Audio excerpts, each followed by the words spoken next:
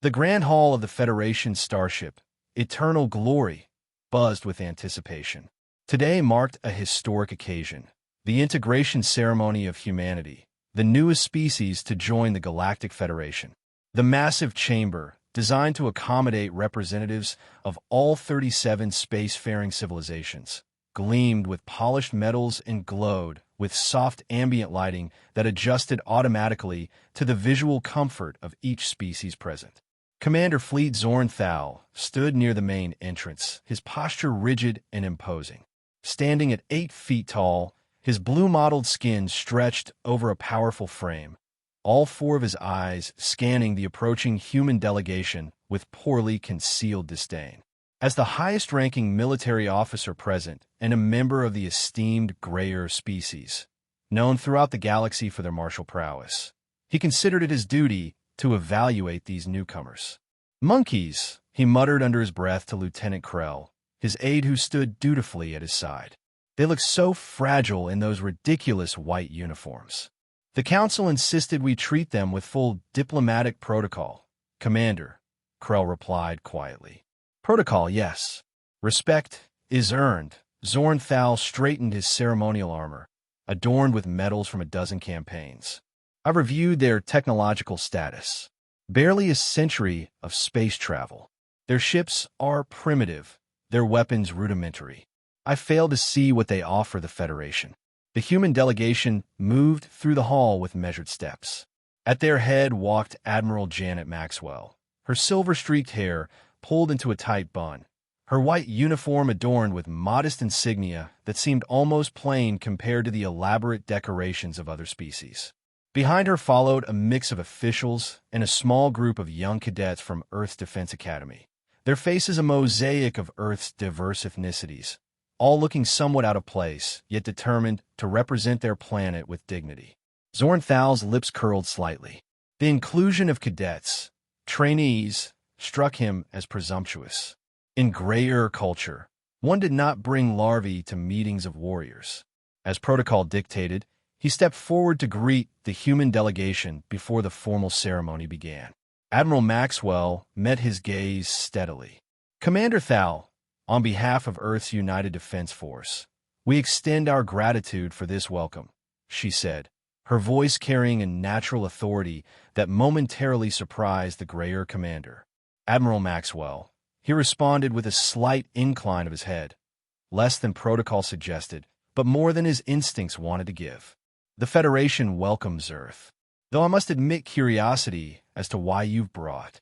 He gestured toward the cadets, hatchlings to such an occasion. Admiral Maxwell's expression remained diplomatic. "Our cadets represent Earth's future in the Federation. They will inherit the relationships we build today. On Earth, we believe in learning through observation and experience." "Indeed," Zorn Thal replied, his voice betraying his skepticism. He moved past Maxwell to inspect the cadets, who stood at rigid attention. His 4 eyes scanned them critically, noting their youth and what he perceived as physical inadequacy. "So these are Earth's future defenders?" he said loudly enough for all nearby delegations to hear. "They seem rather underdeveloped." The cadets maintained their disciplined stance, though Zorn Thal could sense their discomfort.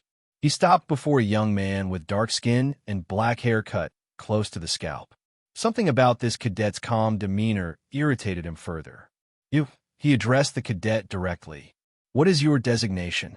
"First Class Cadet Lucas Reeves, sir," the young man responded, his voice steady and respectful. "And what do you hope to learn here, Cadet Reeves?" "How real military powers conduct themselves."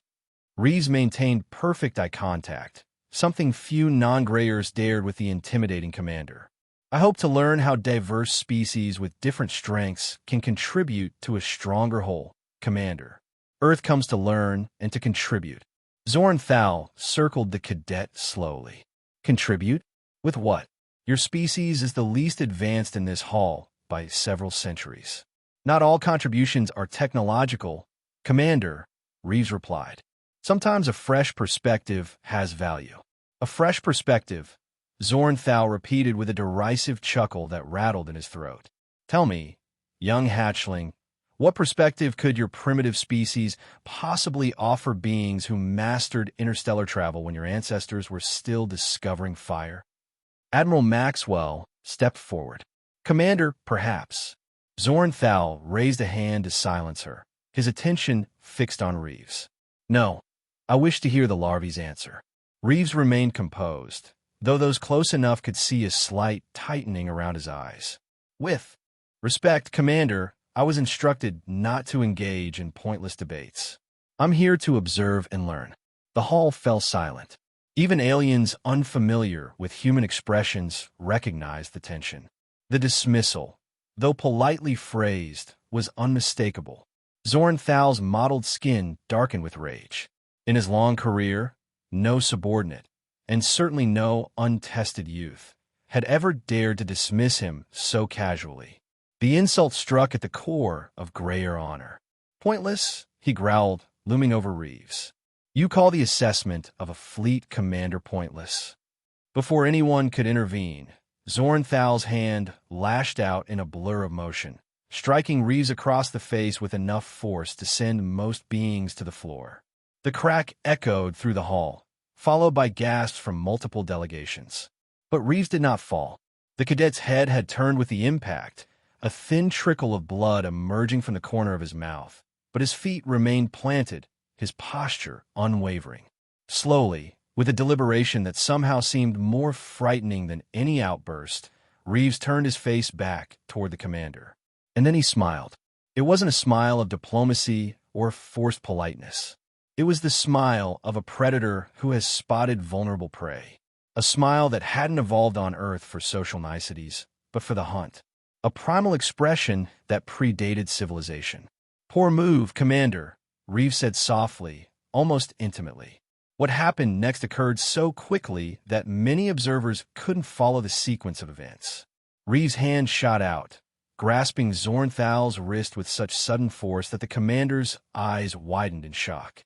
The pressure was immediate and overwhelming, compressing the commander's outer bone layer to the point where hairline fractures began to form.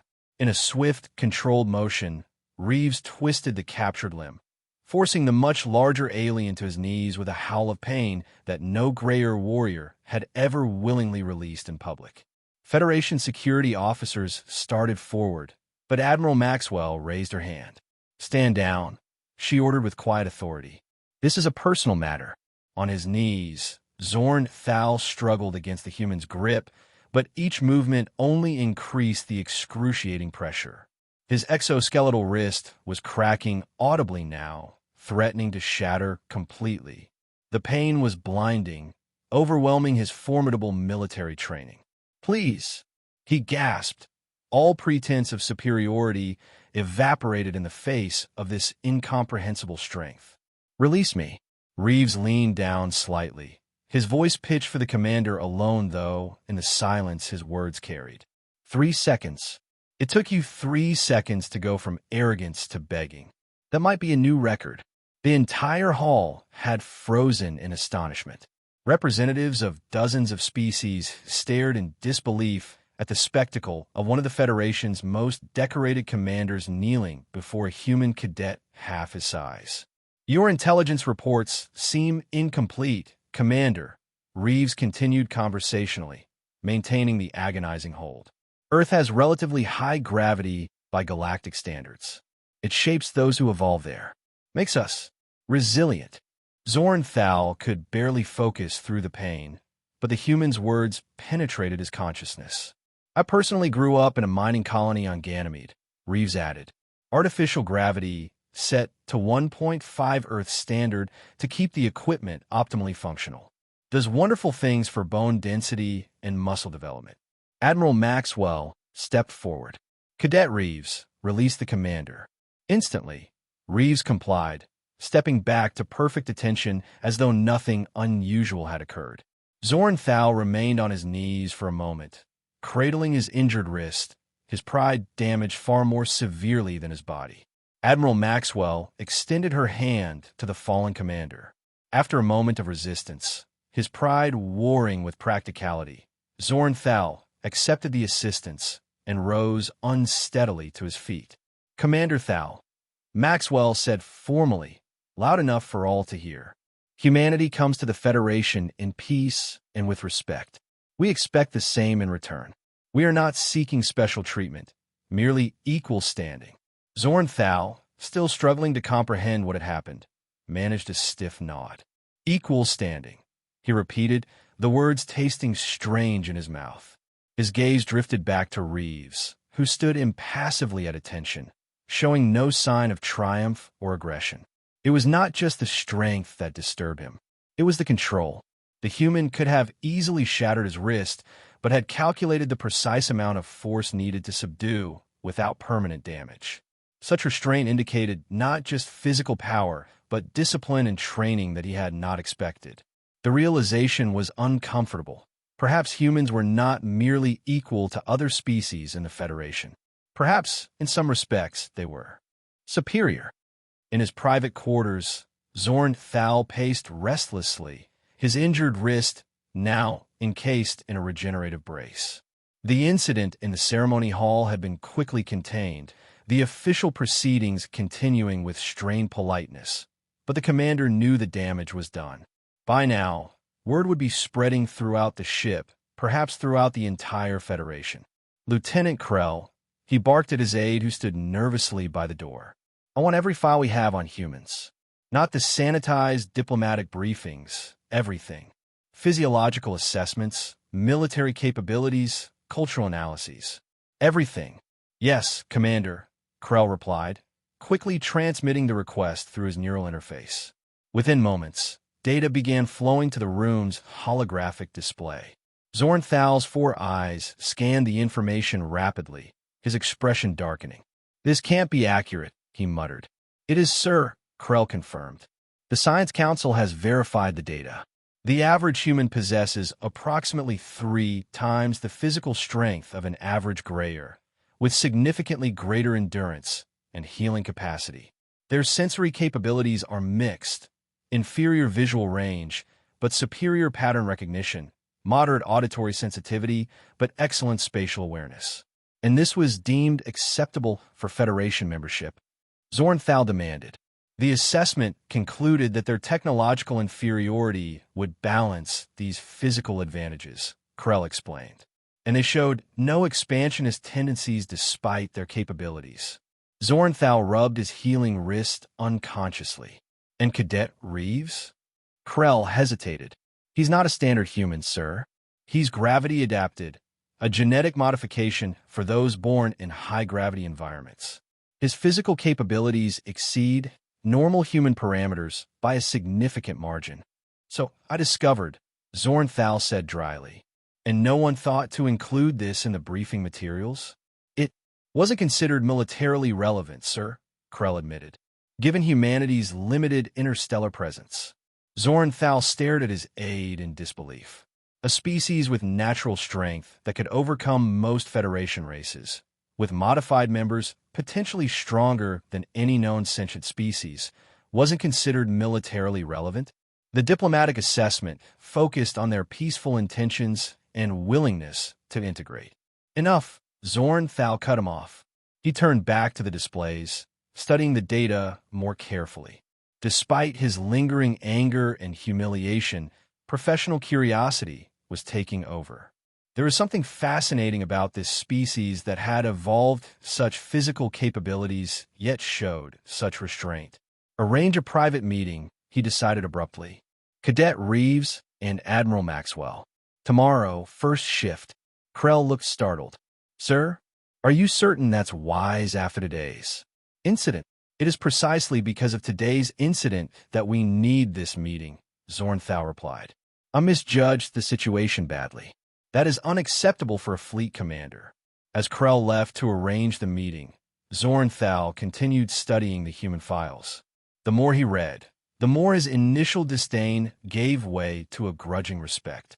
The restraint Reeves had shown was not an anomaly, but consistent with human military doctrine, which emphasized proportional response and minimum necessary force. Concepts the Grayer, with their tradition of overwhelming demonstration of power, found alien. Perhaps there was something to learn here after all. Precisely on time, a trait Zornthal couldn't help but approve of. Cadet Reeves presented himself at the commander's meeting room. He entered with proper military bearing, showing neither arrogance nor submissiveness after the previous day's confrontation. Cadet Reeves reporting as requested. "Commander," he announced formally. Zornthal studied the human carefully. In the controlled lighting of the meeting room, he noted details he had missed before. The unusual density of the cadet's muscle structure, the perfect steadiness of his stance, the alert intelligence in his eyes.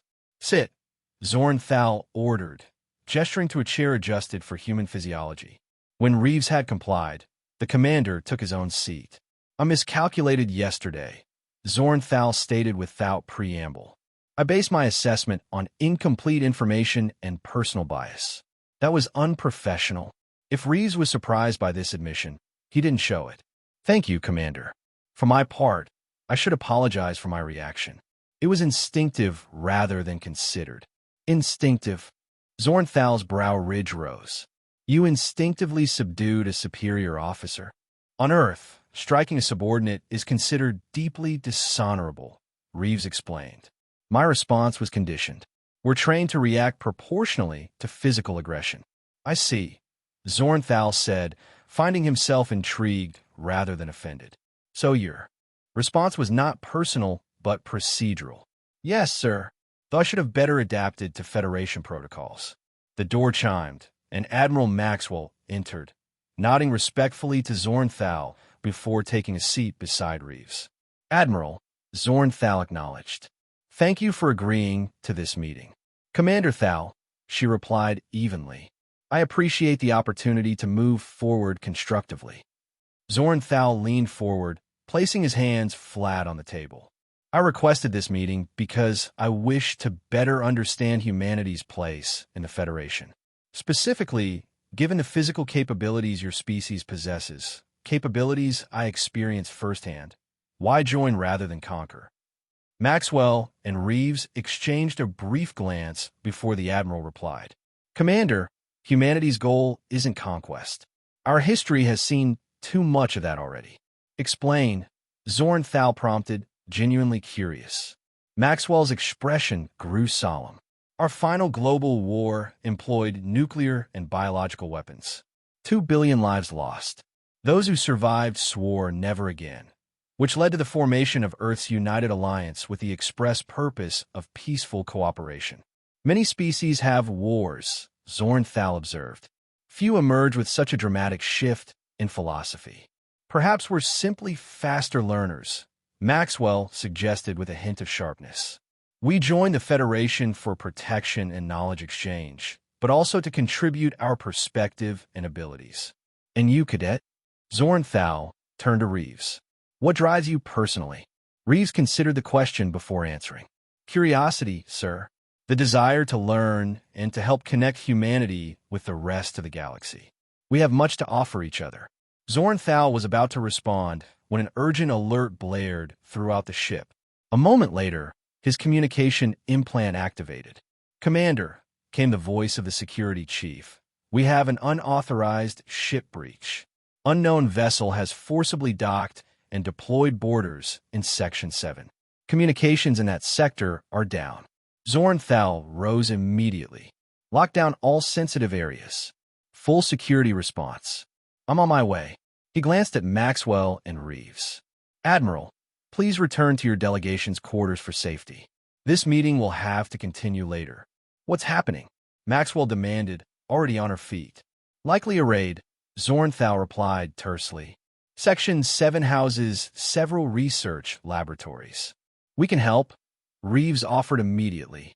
"This is Federation business," Zornthal responded automatically. "Return to your quarters, as ordered." Without waiting for further discussion, he strode from the room, his mind already shifting to combat protocols. Whoever had dared breach the eternal glory would soon regret their audacity. Section 7 was chaos. Emergency red lighting cast an ominous glow across the corridor as Zornthal arrived with the security team. The distant sound of weapon fire echoed from deeper within the section. Lieutenant Krell intercepted him, face tense. "Commander, we've identified the intruders as Krellnerth pirates." They've taken hostages in the main laboratory, approximately 15 to 20 heavily armed fighters. They're demanding access to restricted technology storage. Status of the hostages? Zornthal demanded. 12 science personnel. They've already executed 2 to demonstrate their seriousness. They're threatening more deaths if their demands aren't met within the hour. Zornthal's face hardened. The Krellnerth were notorious throughout the galaxy. Vicious opportunists who specialized in stealing and selling advanced technology. Their ethics were non-existent, their methods brutal. Have we established visual? He asked, moving to a nearby security station. Limited. They've disabled most internal sensors, but we have partial feeds from emergency systems, Krell explained, activating a holographic display. The fragmented images showed the laboratory, where terrified scientists huddled against one wall, guarded by hulking figures in mismatched armor. The Krellnerth were an imposing species, roughly grayer-sized, but with heavy natural armor and multiple limbs evolved for grappling and tearing. Options. Zornthal demanded of his security chief. Direct assault would likely result in significant hostage casualties. The officer replied grimly. They've established defensive positions covering all standard entry points. Commander. The voice came from behind them. Zornthal turned to find Cadet Reeves standing there, despite direct orders to the contrary. Cadet, I ordered you to. I know, sir. Reeves interrupted, an action that would earn severe discipline under normal circumstances. But I have a suggestion that might save lives. Zornthal's first instinct was to have the human removed immediately. But something, perhaps their earlier conversation, perhaps the desperation of the situation, made him pause. Speak. Quickly. Reeves stepped forward, examining the partial security feeds. The ventilation system, he said, pointing to a schematic. Most species in the Federation would find these too constrictive, but a human could navigate them. Zornthal frowned.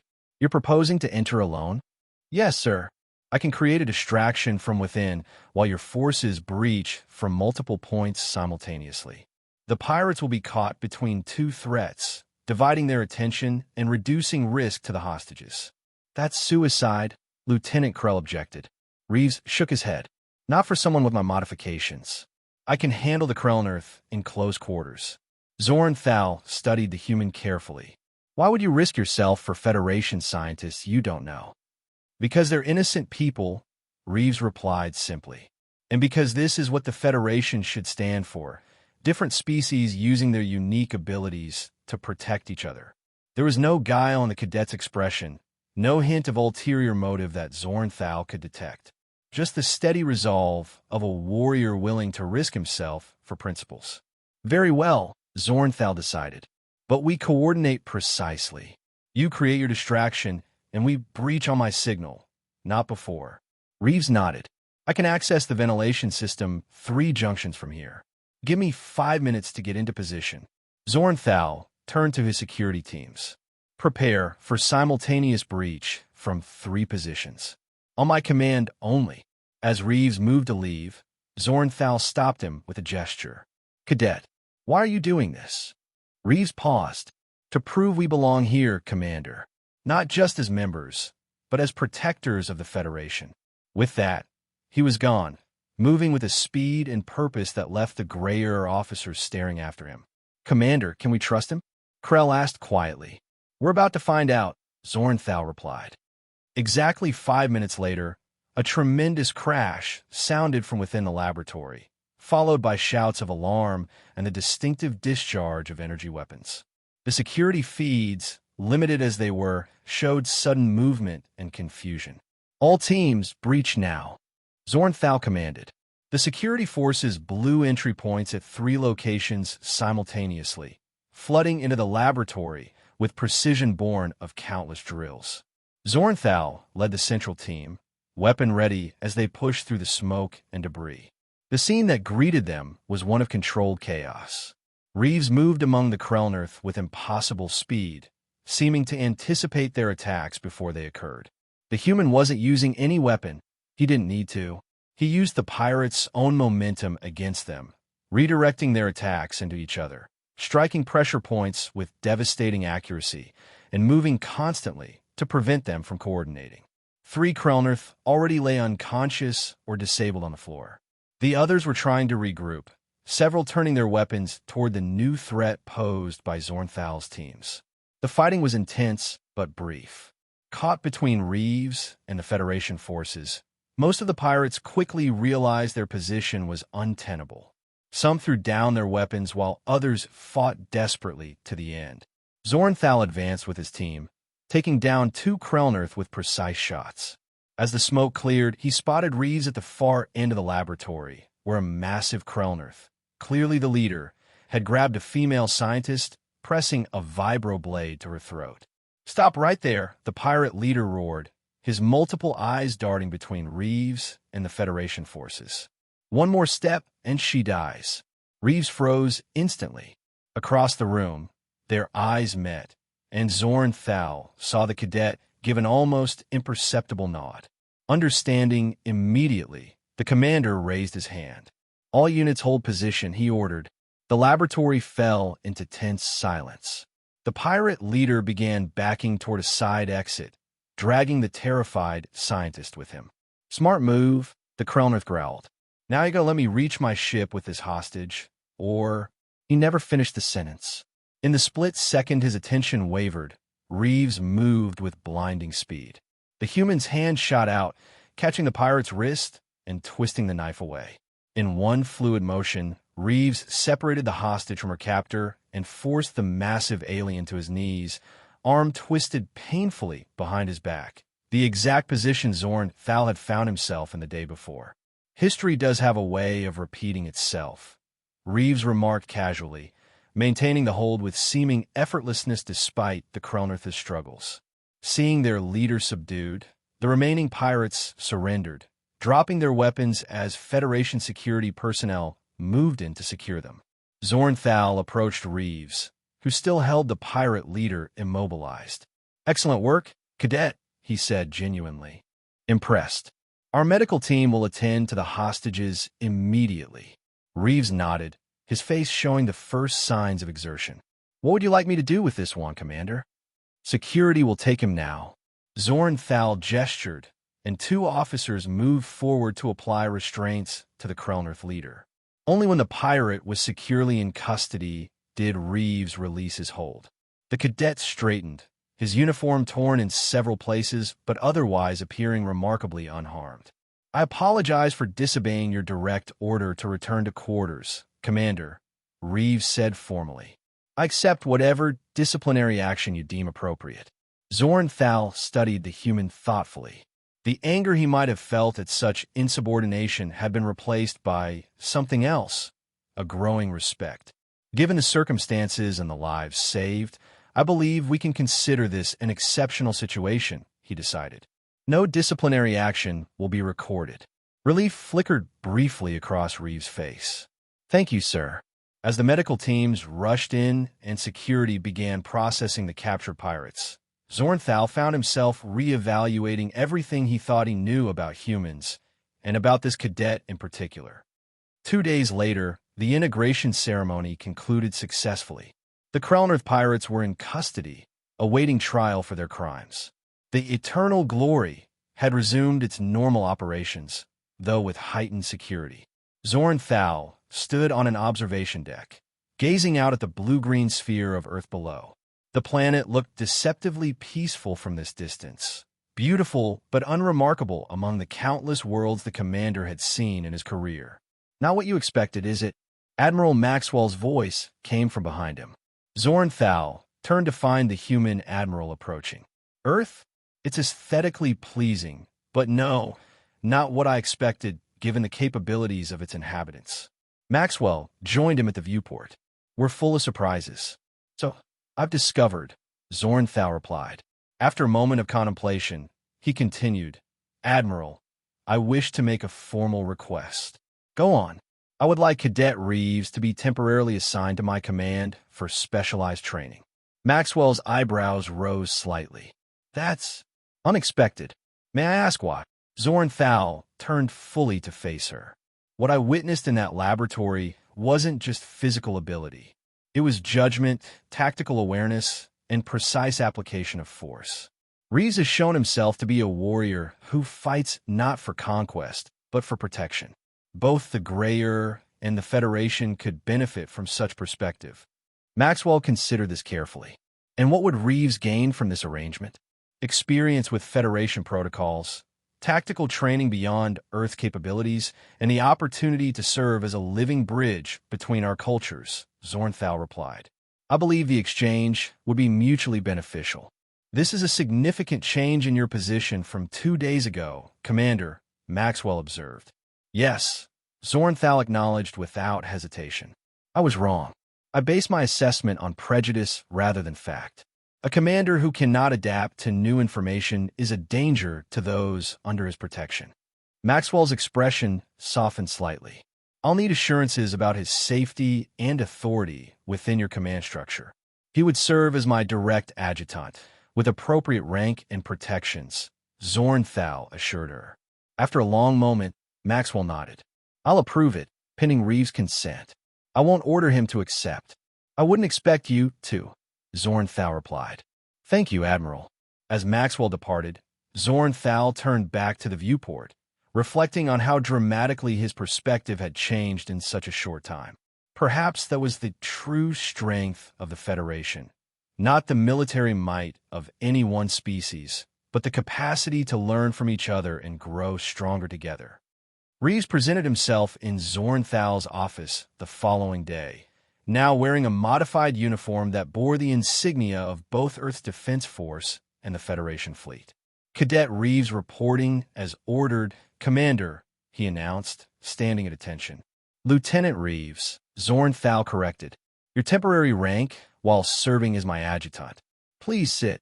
Surprise flickered across Reeves' face, but he quickly composed himself and took the offered seat. Thank you, sir. I must admit, I was surprised by this assignment. No more surprised than I was to find myself requesting it, Zornthal admitted with unexpected candor.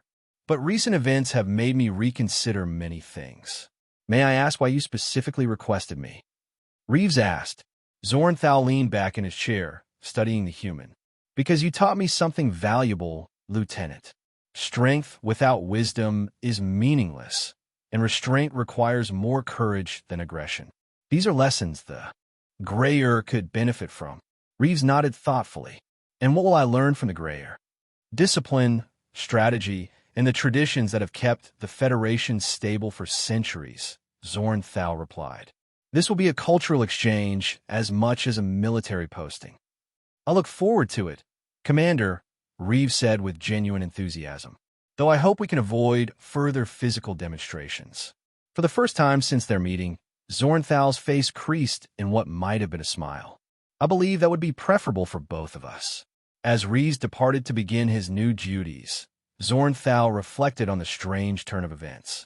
Below them, Earth continued its rotation, humanity's integration into the Galactic Federation having begun with violence, but progressing toward understanding and respect. A slap had led to mercy, which had led to cooperation. Perhaps this was a better outcome, a new chapter for both species, all stemming from the moment an arrogant alien general had slapped a human cadet and 3 seconds later found himself begging for mercy.